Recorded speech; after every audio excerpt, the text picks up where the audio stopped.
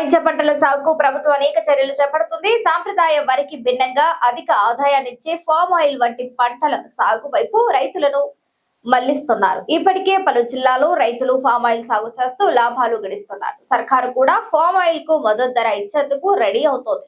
ఈ నేపథ్యంలో palm oil పండించే రైతులకు మంత్రి తుమ్మల నాగేశ్వరరావు కీలక హామీ ఇచ్చారు. టన్ను ఫామ్ ఆయిల్ ధరలను 3 ఏళ్లలో 25,000 చేస్తామన్నారు. ఆ బాధ్యతను కాంగ్రెస్ ప్రభుత్వం తీసుకుంటుందని చెప్పారు. టన్ ఫామ్ ఆయిల్ 25,000 ఇచ్చేలా చర్యలు తీసుకుంటామని రైతులకు మంత్రి తుమ్మల నాగేశ్వరరావు హామీ ఇచ్చారు. వచ్చే 3 ఏళ్లలో ఈ ధర రైతులకు దక్కేలా కాంగ్రెస్ ప్రభుత్వం ప్రత్యేక చర్యలు తీసుకుంటుందని అన్నారు. రైతులు సాంప్రదాయ పంటలకు భిన్నంగా ఫామ్ ఆయిల్ పండించాలని సూచించారు. అంతర పంటలుగా ఇతర పంటలు సాగు చేసి ఆదాయం పొందవచ్చునని అన్నారు. తెలంగాణలో వాణిజ్య పంటల సాగుకు ప్రభుత్వం అనేక చర్యలు చేపడుతోంది. సాంప్రదాయ వరికి భిన్నంగా అధిక ఆదాయాన్నిచ్చే ఫామ్ ఆయిల్ వంటి పంటల సాగు వైపు రైతులను మళ్లిస్తున్నారు. ఇప్పటికే పలు జిల్లాలో రైతులు ఫామ్ ఆయిల్ సాగు చేస్తూ లాభాలు గడిస్తున్నారు. సర్కారు కూడా ఫామ్ ఆయిల్ కు మద్దతు ధర ఇచ్చేందుకు రెడీ అవుతుంది. ఈ నేపథ్యంలో ఫామ్ ఆయిల్ పండించే రైతులకు మంత్రి తుమ్మల నాగేశ్వరరావు కీలక హామీ ఇచ్చారు.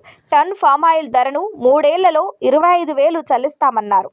ఆ బాధ్యతను కాంగ్రెస్ ప్రభుత్వం తీసుకుంటుందని చెప్పారు. కామారెడ్డి జిల్లా పాల్వంచాలో నిర్వహించిన మెగా ఫామ్ ఆయిల్ ప్లాంటేషన్ కార్యక్రమానికి మంత్రి తుమ్మల హాజరయ్యారు. అనంతరం సమావేశంలో రైతులతో నిర్వహించిన ముఖాముఖి కార్యక్రమంలో మాట్లాడారు.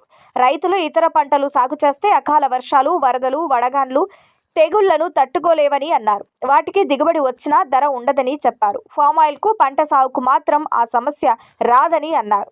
ఫామ్ ఆయిల్ పంటను ప్రధాన పంటగా సాగు చేయడంతో పాటు అదనపు ఆదాయం కోసం అంతర పంటలుగా కోకో, వక్క, కూరగాయలను సైతం సాగు చేసుకోవచ్చునని చెప్పారు. ఆ పంటలకు సైతం పంట పెట్టుబడి సాయం, రైతు భరోసా అమలు చేస్తామని చెప్పారు. 300 కోట్ల వ్యయంతో సిద్దిపేటలో ఆయిల్ ఫామ్ సంబంధించిన ఫ్యాక్టరీని నిర్మించినట్లు వెల్లడించారు. ఇక హైదరాబాద్ లో నిర్వహించిన మరో కార్యక్రమంలో పాల్గొని మాట్లాడిన మంత్రి తుమ్మల తమ ప్రభుత్వం వ్యవసాయ రంగంలో అధునాతన సాంకేతికతకు పెద్దపీట వేస్తుందని చెప్పారు. ఢిల్లీలో నిర్వహిస్తున్న ఏఐ సమ్మిట్ లో తెలంగాణ వ్యవసాయ రంగంలో అమలు చేస్తున్న శాస్త్ర సాంకేతికత, డిజిటల్ మౌలిక వసతుల ప్రస్తావన రావడం నిజంగా గొప్ప విషయమన్నారు. ఇండియాలోనే తొలిసారిగా Fraunhofer, HHI, Acharya Jayashankar agriculture university, agrihub foundation, Telangana ప్రభుత్వం కలిసి రైతు రిజిస్ట్రీలు, భూముల వివరాలు, పంటల సమాచారంతో పాటుగా శాస్త్రీయ సలహాలను అందిస్తున్నాయని మంత్రి తుమ్మల వెల్లడించారు.